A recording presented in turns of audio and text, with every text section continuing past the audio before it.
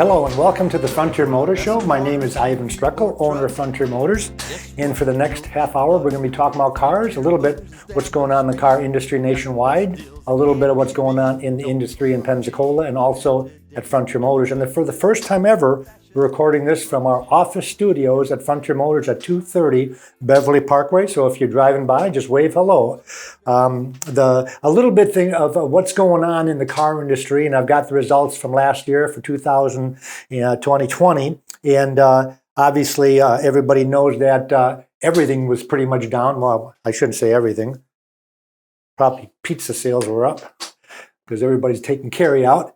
But it was the biggest decline in U.S. light auto vehicle sales since the Great Recession. The industry dropped 14%, went from 17 million cars the year before to 14.6 million cars. Now that is still a lot of cars, but it is a huge decrease over what they were shooting for. And of course, March and April kind of screwed everything up, and then it took months and months to recover. What happened also in December, which is normally a good ending for the year, they cut the new car dealers or manufacturers cut the incentive spending by 14% and also increased the prices of the vehicle from an average from 2019 of $36,600 to just over $38,000 for the average transaction price of a new vehicle. So the prices of the new vehicles went up quite a bit, and one of the reasons was because of less incentives. A couple of kind of cool notes when we talk about what happened last year. And if you don't know it, the number one selling vehicle or the number one selling manufacturer in the nation was Ford, that had 1.9 million sales. Right behind them was Toyota, which, by the way, Ford had a 16% decrease in sales. Toyota was down 12% from the year before. They had 1.8 million sales. Chevrolet right behind them at 1.7 million sales. Honda was number 4 at 1.2 million, and then Nissan, Jeep, Ram, Hyundai, Subaru, and Kia, and so on down the line. The number one selling small truck was the Tacoma, and that sold 238,000 pickup trucks. Isn't that something? The number one big truck, as it has been for 44 years in a row, has been the Ford F-150, and I should say full-size F-150 and 250s and 350s put together, 787,000 sales. Even though they were down 12%, they were still number one. Right behind them was General Motors at 830,000, and the reason that when I say behind them is because they normally split that up between GMC and Chevy. As a single manufacturer, Ford outsold them, but when you put the GM and the Chevy together, GMC, they had 830,000. Kind of interesting. In the sporty car field, the number one selling sporty car was a Ford Mustang. They sold 61,000 cars. The Dodge Challenger finally did pretty good, 52,000, and way behind was the Chevy Camaro at 29,000. Don't know why there's such a disparity. Also, the Chevrolet has more dealerships than both of those others combined. So it's very interesting that Chevrolet only sold 29,000 Camaros, and I personally like the Camaro. I think they're all good-looking cars. The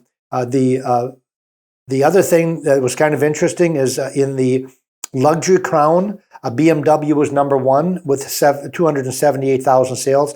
Lexus was only 3,000 sales behind them at 275, and Mercedes was at 274. So all three manufacturers sold just about the same amount of cars. And of course, I'm a big Lexus fan, and one of the reasons is because that's one of my best cars for reliability. So even though they're not always rated the best as far as overall, when you consider the buying guide, because they take a lot of things, but when I think about reliability, as far as I'm concerned, Lexus is still number one above BMW and Mercedes, which I think says a lot. And that's been like that for years and years. A little bit about Frontier Motors, folks. If you've never been at Frontier Motors, we're an independent car dealership, which means we don't have a franchise.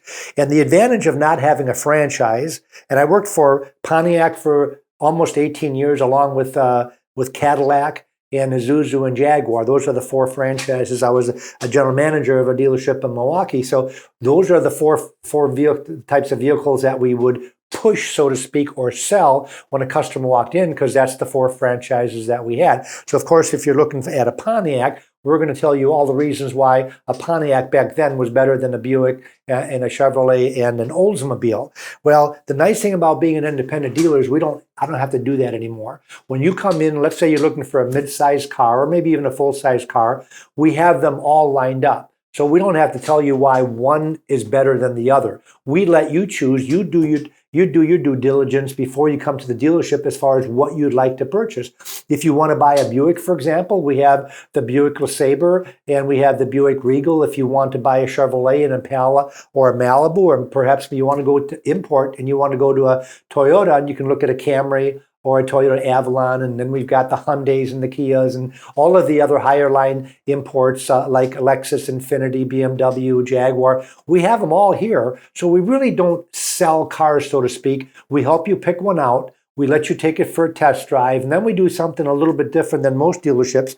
We don't sit there and arm wrestle and ask you stupid questions like, what do you want to pay? What do you want for your car? What do you want your payments to be? We give you that information voluntarily, and we put it in writing. So if you're looking at a particular car, let's say you're looking at a 2019 Lexus ES350 with 7,000 miles on it, and let's say the NADA price of that vehicle is $35,000. One of the things that we do as management is we give you a discounted out-the-door figure in writing. So we look at our costs, we put on a profit, and then we add up the taxes, the doc fee, the tag transfer, the title, and we highlight that on a piece of paper, not the back of a business card, and we give it to you officially. That way, if you're not sure if it's the best possible deal, you have it in writing that you can go to the Lexus dealer or go to another dealer perhaps in town that has a vehicle like that and do the comparison. That way you're comparing apples to apples.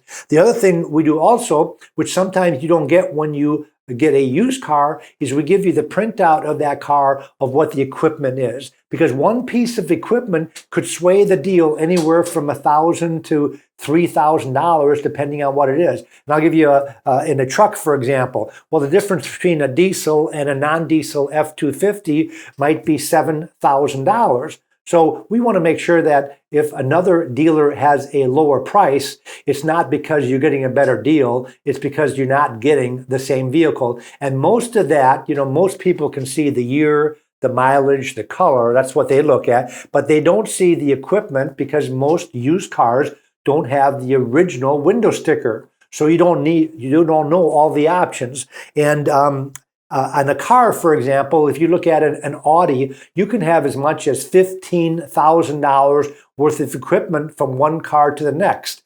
And you might not want to pay $15,000 more for that car. And that's the good thing about buying that car used, is because you get the equipment at a discounted price, normally about the third of what it was brand new. So if you're getting $15,000 worth of equipment, that car might be, if it's a 2020, for example, it might be $5,000 more, but you're getting a $15,000 more expensive car for only $5,000 more. And especially important if we're talking about the safety stuff. And I always love to talk about safety stuff because I get a little bit irritated at some of the manufacturers, especially the higher line manufacturers that don't include safety features as standard. An example is Lexus. They might have the automatic adaptive/laser cruise control standard, but blind spot is not standard. Same thing with a Camry. They talk about on a Camry, you get the lane change warning, which gives you a little buzzer and the automatic cruise control. But again, a Camry does not come standard with blind spot. You have to go to the top of the line XLE, or you've got to go and get that as an option added on. And I'm happy to note, I saw in automotive news that the new 2022 Traverse, which right now is the number 3 seller among large crossovers, next year will come standard with 6 safety features on all of the trim levels. And a lot of times on vehicles like the Traverse or the Enclave, you have to go, or the Acadia, the GMC Acadia, you've got to go to the top of the line trim model to get the safety features.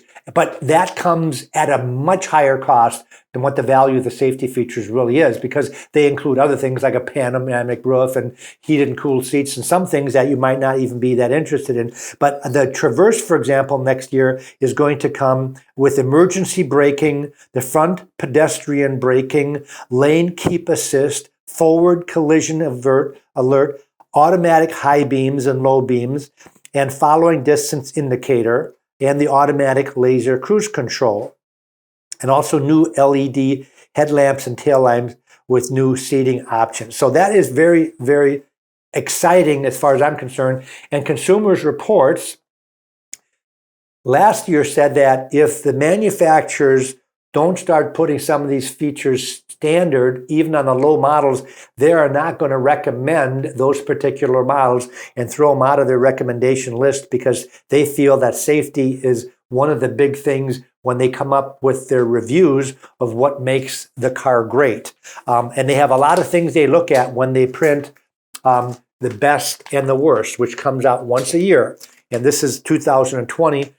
Best to the worst, and the number one vehicle. Well, the way they get this is not just on, I always look at reliability, but they take a lot of different things, and I don't know what they all are, but one of them is safety that we talked about before. The other one is reliability. The other one is road handling, as far as how does the vehicle ride. Another one is customer satisfaction. So there's a lot of things that go into making up the best car. It's not necessarily just one feature. I mentioned before the Lexus I really like, because they have always, as far as since I've been here at Frontier Motors, we're going on our 24th year in business, have always been, as far as I'm concerned, one of the most reliable cars on the face of the earth. So I really like selling my customers Lexus or Toyota products, because I never have a customer complaint. I don't have someone coming back 4 years later and say, you know, I really love you guys, I'm here again, but I really didn't like that car you sold me because I had a lot of issues with it. So I like selling cars that have a very good reputation. And one of the things that I talk about is the Lexus. Now, last year, Lexus, according to Consumers Reports, was number 5 on the list. And it might have been some features. Maybe they had some issues with the car. Maybe they didn't like the roadability one car. Sometimes Lexus makes a real soft driving car and a real, that takes the potholes and bumps quite a bit better than other cars like a BMW or a Porsche, for example, but they might handle a little bit better. And they really put a lot of emphasis in the handling. And a matter of fact, talking about handling, last year, the number 1 model was Porsche. Now, it's easier for Porsche to be number 1 because they only rated 2 models. And with Lexus, they rated 5 models. So it's harder to make the list when you have a bunch of models that they're rating. For example, when they did Toyota, they had, let me take that back. Porsche had 3 models. I was looking at the rankings from the year before. Porsche had 3 models they tested, and Lexus had 9 models they tested.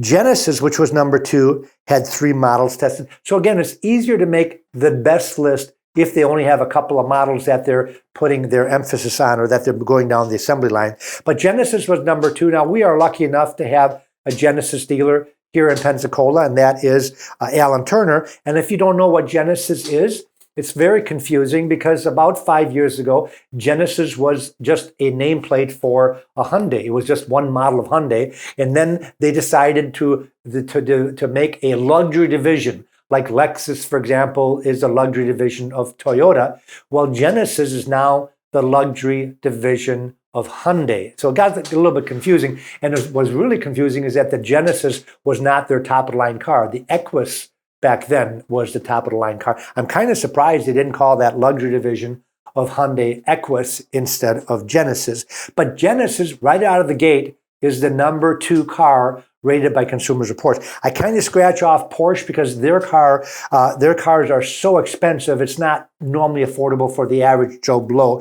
Even though Genesis is not an inexpensive car, they start at around the mid 40s and go all the way up to the mid 70s. The Subaru was one of his number 3 brand, and that is phenomenal. We've got a dealer here, Billy Anderson. Subaru is right up the road on 29 here, and they have been a phenomenal car. Now, as most people know, Subaru, all Subarus are all-wheel drive. I'm from Wisconsin originally, 25 years ago, moved down here. And Subaru was one of the best-selling cars there because of the snow. Down here, people don't take that emphasis as far as the fact that they're all-wheel drive into consideration that much. But every Subaru is all-wheel drive. But the reason that Subaru has made it is that their reputation and their reliability now is very, very good. It used to be just average. And I'm not sure if most people know this, but Toyota owns a portion of Subaru. And I think once they got the hang of that, or their handle on Subaru a little bit, their engineers started creating a better, reliable, a more reliable car. And that's why Subaru is up there. And we sell a lot of used Subarus. We don't sell new ones. You got to go to Billy Anderson up the road to get a brand new one. But we do have 2020 models. We've even had some used 21 models here already that would compete with what they're selling brand new ones for. And of course, our claim to fame is to save you money. Why would you buy a used car? Well, even Dave Ramsey says on his show that the average new car loses 27% of its value in the first year. And in 2019, the average selling price of a new car was over $36,000, which equates into a $9,200 loss in the first year alone.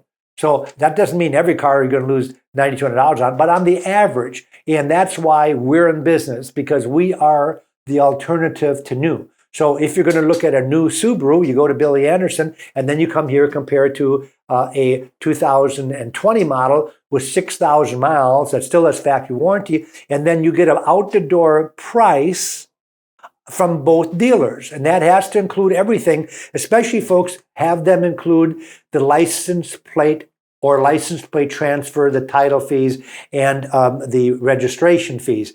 Some dealers leave that out. They might put in the taxes, but they don't put in their dock fee and whatever other things they charge. Some dealers charge a battery tax, a tire tax. There's some other hidden fees that they put on there. And I really don't care if they have hidden fees. What I don't like is when they don't disclose those and they make it seem like they have a better deal. When you get down into the office to sign the bottom line, you find out that your calculations are different than theirs because you've calculated taxes and a dock fee, but not their other little hidden fees. And you will be surprised at what some fees are. I keep a track of it. I have a folder on my desk of different contracts from different dealers in our area, and I am somewhat astounded at some of the fees they come up with after the initial sale. So that's why we advertised for years that we will give you that figure in writing and give you a copy of it and explain how we got to the figures so that you are comparing apples to apples. One of the biggest things that is the difference between when you get figures, everybody always talks about, well, I can get one down the road cheaper, or that's a better deal somewhere else, or I found one in Atlanta. But one of the things that you don't see, that I see from buying at auctions, and also we buy from private individuals, we buy from auctions, we buy from manufacturers, we buy some cars from rental companies, we buy some from the local credit unions when they take a car in a repossession. So we get cars from everywhere, but the auctions, I can see this because the auctions have a rating system on their cars. And the auctions rate their car from 0 to 5, 0 being salvage title junk, and 5 being about as perfect as a new car can get.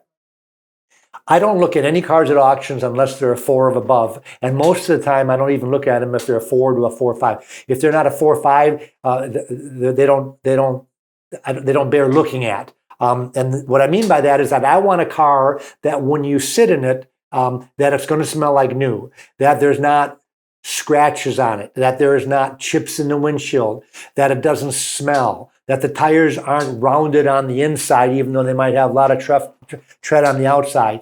These are things that has a clean history report.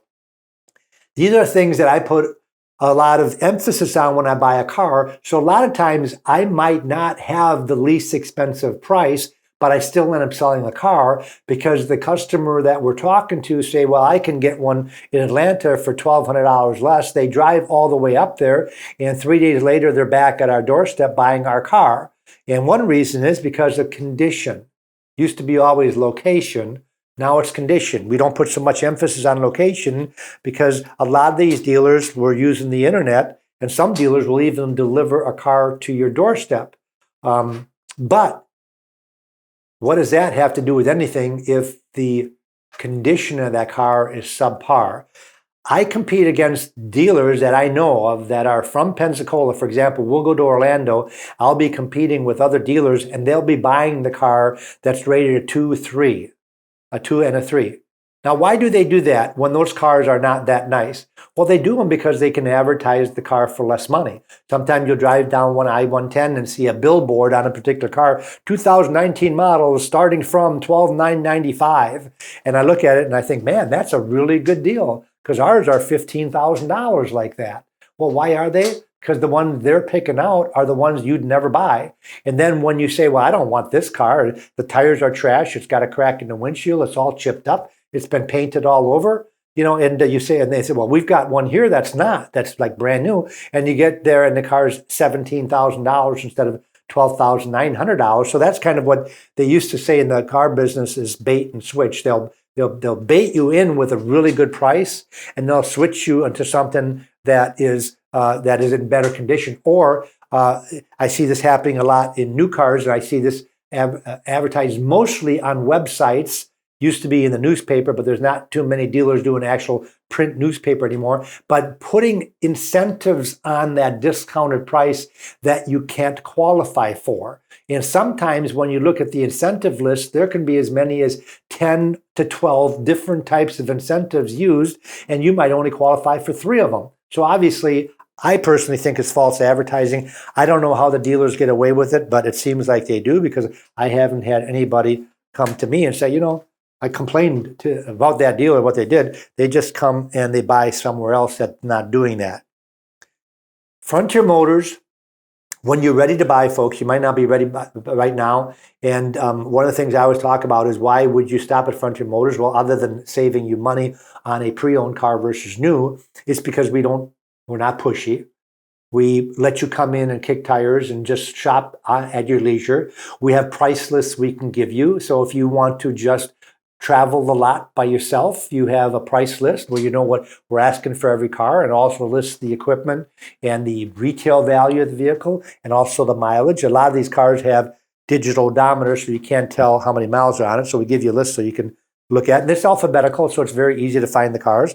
So that's one of the reasons. The other thing is we'll give you free advice. For example, let's say you're thinking about buying a brand new car. Let's say you're going to buy a brand new Lexus, for example. You're going to drive over to Lexus or Mobile. Well, you'd stop here first if you're from Pensacola to get an idea of what your car is worth. And I'm not talking about a book value. You don't need Frontier Motors to get a book value. You can get that online. I'm talking about reality. What will that car, or what should that car be appraised for? You go and you make your best deal on the car you're looking at. Let's say you've done some shopping online on a brand new one, and you know that $35,000 ES350 you're looking at, they're going to sell to you for $33,000, and you're okay with that. So now the only question left is what are their fees, and what are they going to give you an ACV, which is called actual cash value for your trade-in, not an inflated trade-in value, not off their list price. I'm talking about you get yourself a deal on the car that you're happy with, and then they're going to give you a fair trade-in value for your car. Well, you come here to get that value in writing.